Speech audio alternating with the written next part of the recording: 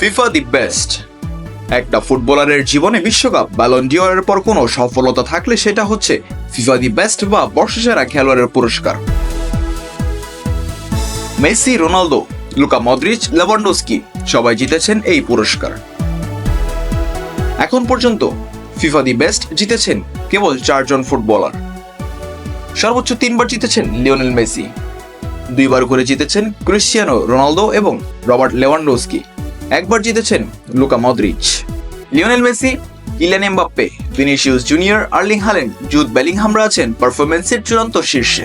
Perform করে যাচ্ছেন match by match, হোক সেটা আন্তর্জাতিক ম্যাচে অথবা হোক সেটা ক্লাবের পারফরম্যান্স। লিওনেল মেসি তার দুটি ছড়াচ্ছেন ক্লাব পর্যায়ে এবং আন্তর্জাতিক পর্যায়েও। ক্লাবে দলকে কোয়ালিফাই করিয়েছেন ফিফা ক্লাব বিশ্বকাপের মঞ্চে এবং আন্তর্জাতিক পর্যায়ে দলকে জিতিয়েছেন Copa America. FIFA the best দেওয়া হয় 1 বছরে ক্লাবের পারফরমেন্স এবং জাতীয় দলের পারফরমেন্সের উপর নির্ভর করে। আসুন এক নজরে দেখে নেওয়া যাক কারা হচ্ছেন এবারের ফিফা দি বেস্টের nominees. Kylian Mbappe, Daniel Carvajal, Florian Wirtz, Erling Haaland, Federico Valverde, Jude Bellingham, Lamine Yamal, Rodri, Lionel Messi, Vinicius junior.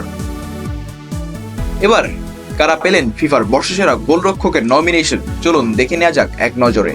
Andrea Lunin, David Raya, Emiliano Martinez, Ederson Moraes, Gianluigi Donnarumma, Mike Maignan, Unai Simon.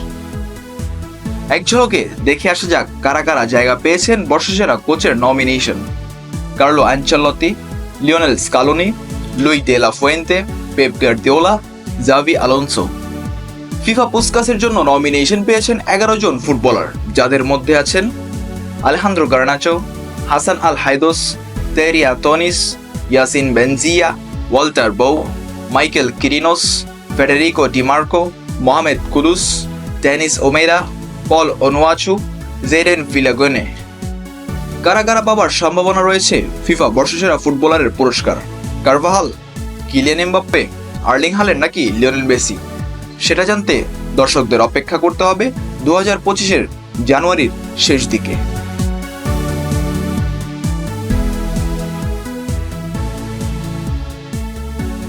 Mizanur Rasik, team sports.